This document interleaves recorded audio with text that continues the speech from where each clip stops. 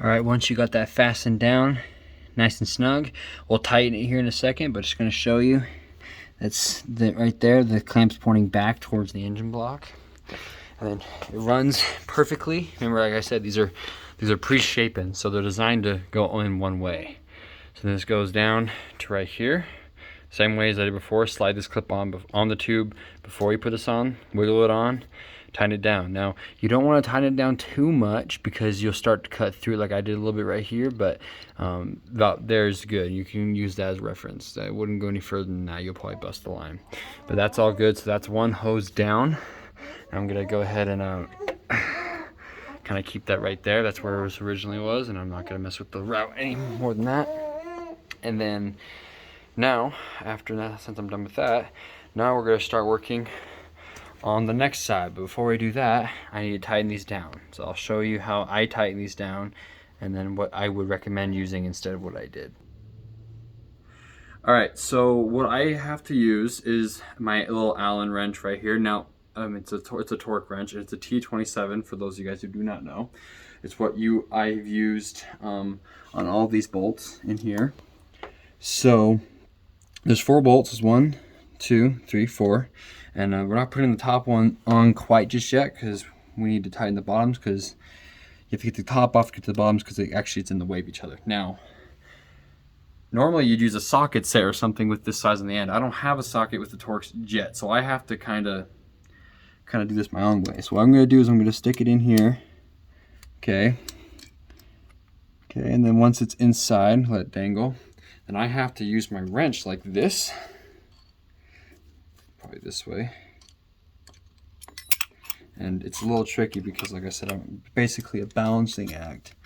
But what I have to do is I literally have to crank the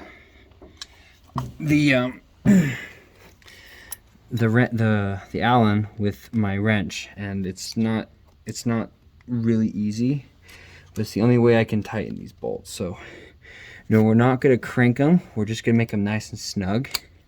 If you have thread lock, use it. If not, it's no big deal. It's not a super big deal, but basically just do that until it's nice and snug. Don't push it. Then go to the other one that's down here. It's much harder to see, guys. I'm sorry you can't get a better view. All this stuff's tight in the engine bay. And then turn that to right there.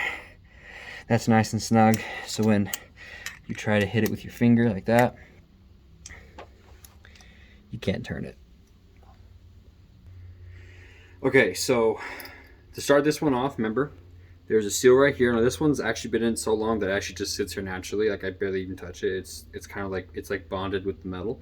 So it's really careful not to remove it. If it does fall off, put it down into this groove right here above my fingernail, and it will sit in there, and you can just put this on top. So the way I do this is because the top bolt on this is the hardest to get. You're gonna put this in like this really gently, and then put the top bolt in first. That way it's already in there ready to go, and then just get your Allen in there, and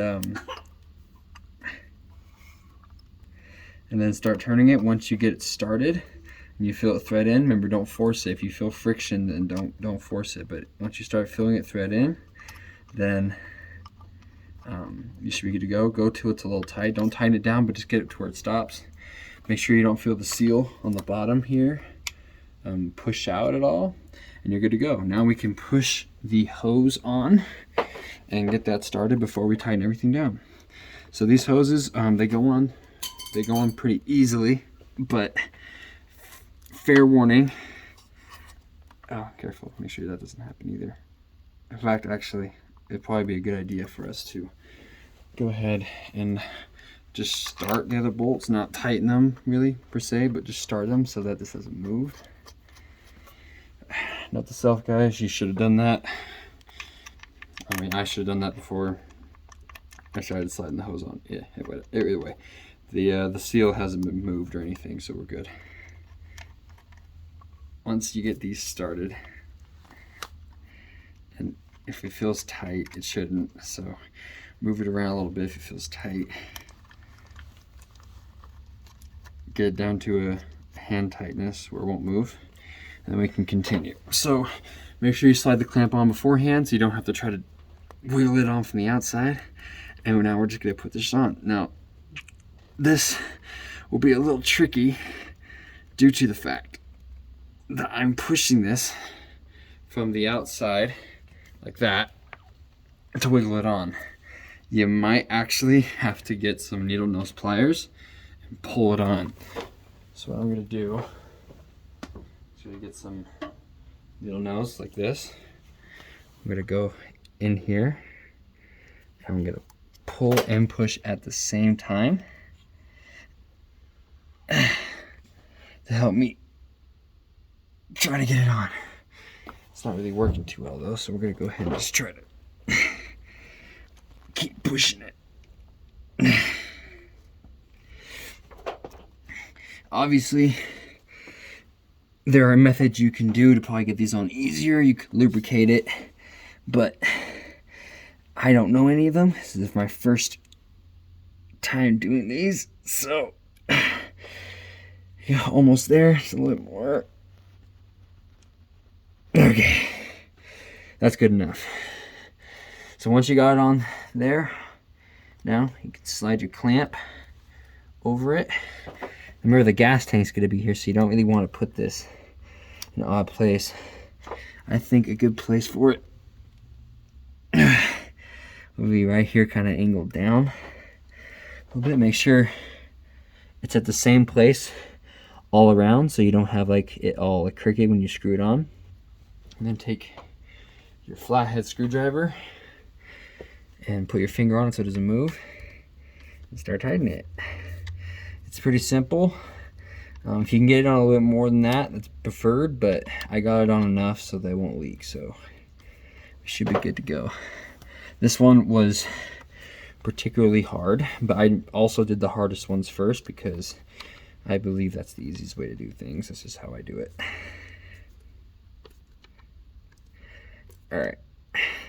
So you don't want to go crazy on this, but you do want to tighten it a little bit. So once you start seeing it squish it down, it's kind of hard to see on the camera, but once you start seeing it squish it down, and I love that, I would stop because I wouldn't want you to cut through these.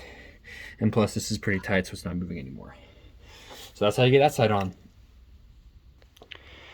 All right, guys. So just like before, set this on. Didn't need too much mess, just kind of a quick reminder. And now that we have put the main two under the gas tank on, and the power commander is all strapped up and pushed out of the way, now the seat has been mounted back on. Now, mind you, there's a lot more wires going down to this, so putting this guy in and that guy in is a bitch. This one wasn't too bad, but do these ones, do the side ones first. Do the side ones first, because that one's really freaking hard. But there you go, guys, that's the tank, and I have to say, it's looking really good, bitch. Bitch. I don't know what the heck that was. Anyways, we're gonna finish putting on the last one at the bottom, and then we'll start filling this thing up with coolant. Now, you're supposed to rinse it out with distilled water and then drain it again, so that way the system's all nice and clean.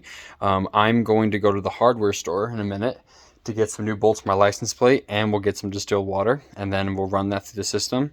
But running that through the system will involve starting it. So we're gonna get this thing filled up.